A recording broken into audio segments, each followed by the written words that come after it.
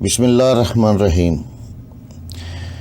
خالد بن ولید رضی اللہ تعالیٰ عنہ ایک ایسے صحابہ رسول کی داستان ہے جس نے اسلام قبول کیا تو آپ جناب حضور اکرم صلی اللہ علیہ وآلہ وسلم نے سیف اللہ یعنی اللہ کی تلوار کے خطاب سے نوازا۔ آپ چند ہزار مجاہدین اسلام کے ساتھ نکلے اور لاکھوں کی دشمن فوج کا مقابلہ کر کے اسلام کا پرچم کریا کریا نگر نگر سر بلند کیا۔ آپ کے نام سے دشمن اسلام دشمن قوتیں گھبرا جایا کرتی تھی۔ آپ جس ملک پر بھی حملہ کرتے وہاں فوجیں دوڑ جایا کرتی تھی۔ آپ کو ہمیشہ اللہ تعالیٰ نے عزت بخشی، آپ فتح یاب ہوئے، آپ کا نام ہمیشہ سنہری حروفوں میں لکھا گیا۔ تو آئے چلتے ہیں خالد بن ولید کی کہانی کی طرف۔ یہ ناول، یہ داستان ایک ایمان فروز ہے۔ تو آئے چلیں۔ خالد بن ولید رضی اللہ عنہ، قسط نمبر 50۔ اس نے مسلمانوں کی کوئی چال کامیاب نہ ہونے دی۔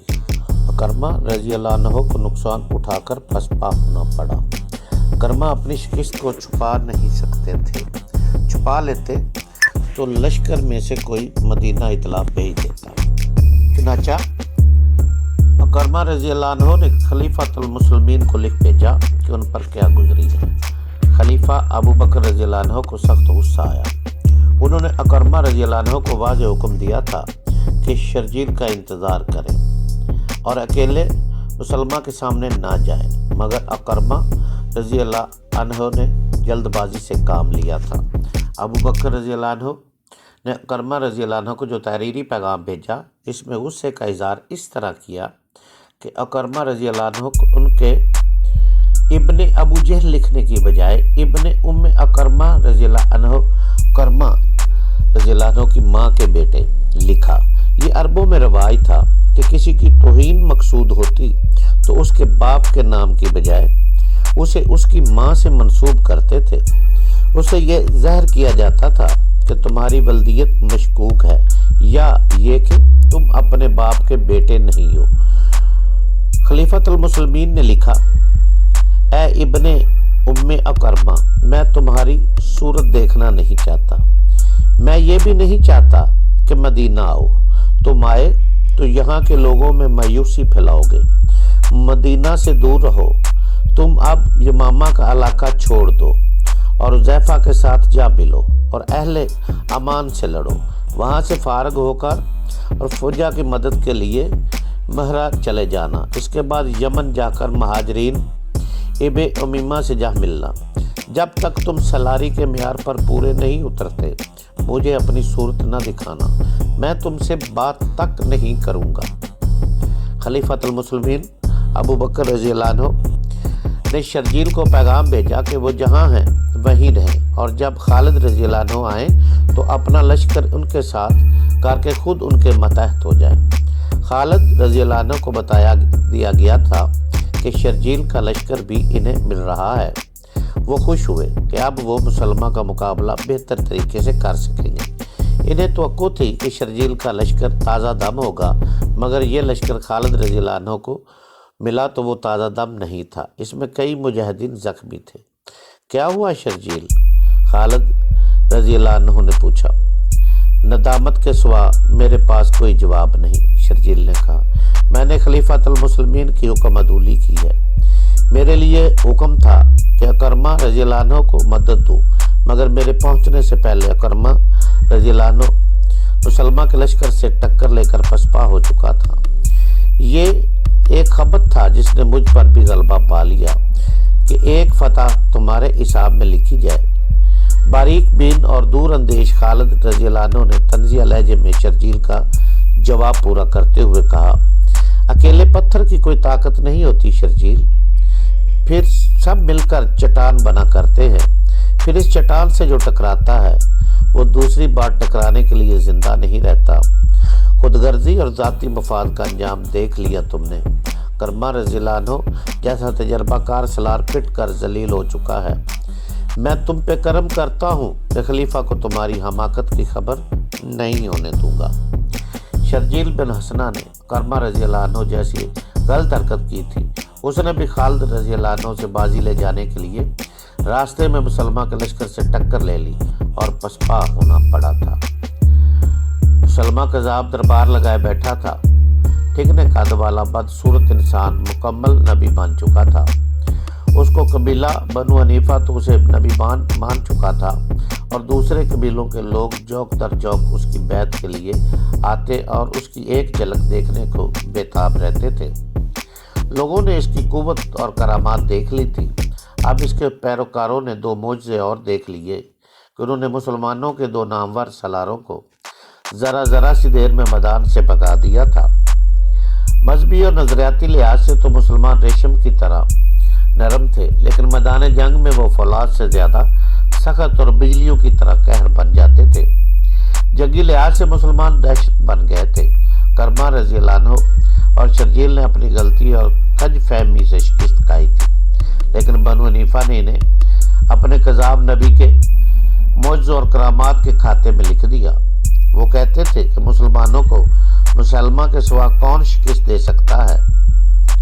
نہال الرجال مسلمہ نے اپنے پاس بیٹھے ہوئے اپنے دست راست نہار الرجال سے کہا، اب ہمیں مدینہ کی طرف کوچ کی تیاری کرنی چاہیے۔ مسلمانوں میں اب وہ دم خم نہیں رہا۔ پہلے بیان ہو چکا ہے کہ نہار الرجال بن انفوا وہ شخص تھا جس نے رسول کریم کے سائے میں بیٹھ کر قرآن پڑھا اور مذہب پر عبور حاصل کیا تھا اور اسے مبلغ بنا کر مسلمہ کے علاقے میں بھیجا گیا تھا، مگر اس پر مسلمہ کا جادو چل گیا۔ اس نے مسلمہ کی نبوت کا پرچار شروع کر دیا۔ آیات قرآنی کو موڑ توڑ کر اس نے ان لوگوں کو بھی مسلمہ کا پیروکار بنا دیا جو اسلام قبول کر چکے تھے۔ مسلمہ نے اسے اپنا معتمد خاص بنا لیا تھا۔ یہ شراب اور نسوانی حسن کا جادو تھا۔ خود مسلمہ جس کی شکل و صورت مکروہ سی تھی اور مذاق خیز تھی، وہ ٹھنگنا تھا، عورتوں میں زیادہ مقبول تھا۔ مورخ لکھتے ہیں کہ عورتوں کے لیے اس میں ایک مخصوص کشش تھی۔ سجاہ جیسی عورت جو کلوپاترا کی طرح جنگی قوت لے کر مسلمہ کو تحقیق کرنے آئی، صرف ایک ملاقات میں اس کی بیوی بن گئی تھی۔ یہ مسلمہ کی جسمانی طاقت اور مقناطیسیت تھی۔ اب تو وہ بہت بڑی جنگ اور جنگی طاقت بن گیا تھا۔ کرما رضی اللہ عنہ اور شرجیل کو پسپا کر کے اس کے اپنے اور اس کے لشکر کے حوصلے بڑھ گئے تھے۔ وہ مدینہ پر چڑھائی کی باتیں کر رہا تھا۔ وہ دربار میں بیٹھا نہار الرجال سے کہہ رہا تھا کہ مدینہ کی طرف کوچ کی تیاری کرنی چاہیے۔ نہار الرجال کچھ کہنے ہی بھی نہ پایا تھا کہ مسلمہ کو اطلاع دی گئی کہ ایک جاسوس آیا ہے۔ مسلمہ نے اسے فوراً بلا لیا۔ مسلمانوں کا لشکر آ رہا ہے، جاسوس نے کہا، تعداد 10 اور 15 ہزار کے درمیان ہے۔ تم نے جب دیکھا یہ لشکر کہاں تھا؟ مسلمہ نے پوچھا۔ وادی حنیفہ سے کچھ دور تھا، جاسوس نے جواب دیا۔ اب اور آگے آ چکا ہوگا۔ ان بدبختوں کو موت وادی حنیفہ میں لے آئی ہے۔ مسلمہ نے رونق سے کہا، انہیں معلوم نہیں کہ ان کا 10-15 ہزار کا لشکر میرے 40,000 شیروں کے ہاتھوں چیرا پھاڑا جائے گا۔ وہ اٹھ کھڑا ہوا تو تمام درباری احترام کے لیے اٹھے۔ وہ نہار الرجال کو ساتھ لے کر دربار سے نکل گیا۔ اس نے اپنا گھوڑا تیار کرایا، نہار الرجال کو ساتھ لیا اور دونوں کے گھوڑے انہیں یمامہ سے دور لے گئے۔ وہ وادی حنیفہ کی طرف جا رہے تھے۔ اس وادی سے وہ زندہ نہیں نکل سکیں گے۔ راستے میں مسلمہ نے نہار الرجال سے کہا، میرے اس پھندے سے وہ واقف نہیں۔ نہار الرجال نے کہکا لگایا اور بولا، آج محمد کا اسلام وادی حنیفہ میں دفن ہو جائے گا۔ وہ آدھا راستہ طے کر چکے تھے کہ آگے ایک گھڑ سوار سرپٹ دوڑاتا ہوا گھوڑا آ رہا تھا۔ مسلمہ کو دیکھ کر وہ رک گیا۔ یا نبی، گھڑ سوار نے ہانپتی ہوئی آواز میں کہا، مجاہ بن مرارہ کو مسلمانوں نے قید کر لیا ہے۔ مجاہ کو؟ مسلمہ نے حیرت سے کہا، مجاہ کو مسلمانوں نے؟ نور الرجال نے ڈری ہوئی آواز میں کہا، مجاہ کی ٹکر کا ہمارے پاس اور کوئی سلار نہیں۔ مسلمہ نے کہا، مجاہ کا قید ہونا ہمارے لیے اچھا شگون نہیں۔ مجاہ بن مرارہ مسلمہ کا بڑا ہی قابل اور دلیر سالار تھا۔ وہ خالد رضی اللہ عنہ سے ملتا جلتا تھا۔ مورخوں نے لکھا کہ خالد کے مقابلے میں لڑنے اور جنگی چالیں چلنے کی اہلیت صرف مجاہ میں تھی۔ مجاہ مسلمانوں کے ہاتھ اس طرح چڑھ گیا تھا کہ اس کے کسی قریبی رشتہ دار کو بنی عامر اور بنی تمیم کے کچھ لوگوں نے قتل کر دیا تھا۔ مجاہ نے مسلمہ سے اجازت لی تھی کہ وہ لشکر کے 40 سوار لے جا کر اپنے رشتہ دار کے قتل کا انتقام لے لے۔ مسلمہ اپنے اتنے قابل سالار کو مایوس نہیں کر سکتا تھا۔ اس نے اسے اجازت دے دی۔ مجاہ اپنے دشمنوں کی بستی میں گیا اور انتقام لے کر واپس آ رہا تھا۔ اسے معلوم نہیں تھا کہ جس علاقے کو وہ محفوظ سمجھتا تھا وہ اب محفوظ نہیں۔ اس نے اپنے سواروں کو ایک جگہ آرام کے لیے روک لیا۔ وہ سب اپنا فرض کامیابی سے پورا کر آئے تھے۔ گھوڑوں کی زینے اتار کر وہ لیٹ گئے اور گہری نیند سو گئے۔ خالد کا لشکر اسی طرف آ رہا تھا۔ علی صبح اس لشکر کا ہر اول دستہ وہاں پہنچا جہاں مجاہ اپنے 40 سواروں کے ساتھ گہری نیند سویا ہوا تھا۔ ان سب کو مجاہدین نے جگایا، ان سے ہتھیار اور گھوڑے لے لیے اور انہیں راست میں لے کر پیچھے خالد رضی اللہ عنہ کے پاس لے گئے۔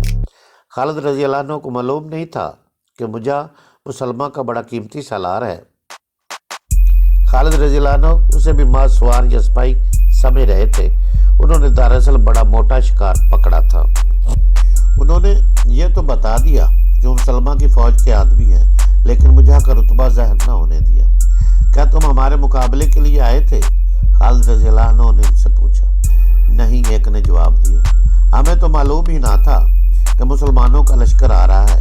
ہم بنی عامر اور بنی تمیم سے اپنے خون کا بدلہ لینے گئے تھے۔ میں نے مان لیا، خالد رضی اللہ عنہ کہا۔ میں تمہاری جان بخشی کر سکتا ہوں۔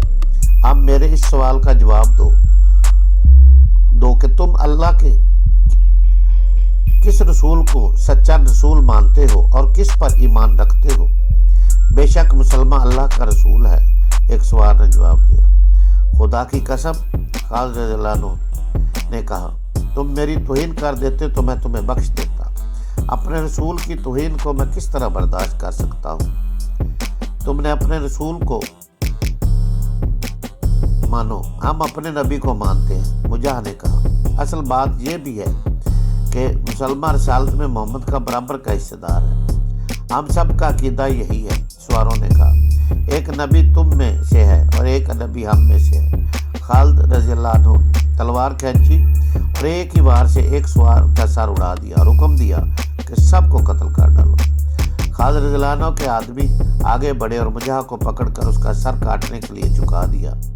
اسے قتل کرنے والے کی تلوار ہوا میں بلند ہوئی۔ ہاتھ روک لو، قیدی سواروں میں سے ایک جس کا نام ساریہ بن عامر تھا چلایا۔ اس آدمی کو زندہ رہنے دو، یہ تمہارے کام آ سکتا ہے۔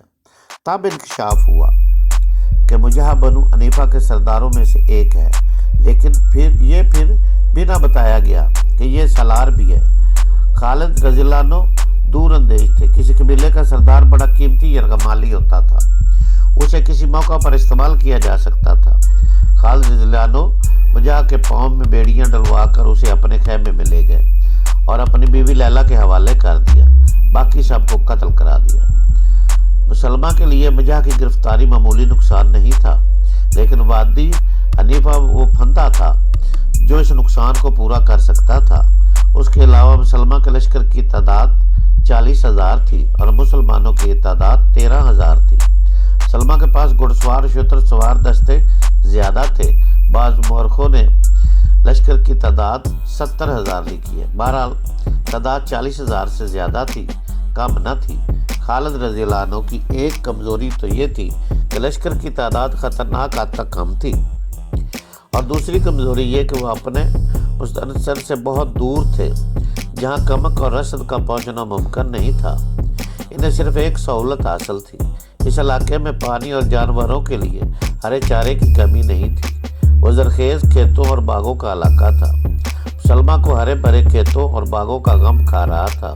اسے نہار الرجال سے کہا، ایسے انداز سے ہمیں لڑنا چاہیے کہ مدینہ کا لشکر بستیوں کو، کھیتوں کو اور باغوں کو نہ اجاڑ سکے۔ تاریخوں میں لکھا کہ مسلمہ کسی قسم کے تذبذب، اضطراب یا پریشانی میں مبتلا نہ تھا۔ وہ اس طرح بات کرتا تھا جیسے اسے اپنی فتح کا یقین ہو۔ وہ بڑی موضوع بنیادوں پر کھڑا بات کر رہا تھا۔ اس کا 40,000 کا لشکر بھی بہت بڑا نظر آ رہا تھا۔ یہ سب مسلمہ کے نام پر جانے قربان کرنے والے لوگ تھے۔ مسلمہ کی نبوت کا تحفظ ان کے لیے جنون بن چکا تھا۔ خالد رضی اللہ عنہ پھندے میں آنے والے سالار نہیں تھے۔ موتا میں وہ پھندے میں آ چکے تھے۔ ماما کے علاقوں سے وہ واقف نہیں تھے۔ انہوں نے دیکھ بھال کر اور آگے کی زمین کا جائزہ لینے کے لیے ایک پارٹی بھیج دی تھی۔ رات کو اس پارٹی نے جو رپورٹ دی اس کے مطابق خالد رضی اللہ عنہ نے اپنا راستہ بدل دیا تاکہ نفع کی وادی کے اندر سے نہ گزرنا پڑے۔ وہ ذرا دور کا چکر کاٹ کر آگے نکل گئے۔ سلمہ نے یہ بھی دیکھ بھال کا انتظام کر رکھا تھا۔ اسے اطلاع ملی کہ مدینہ والے آگے نکل گئے ہیں۔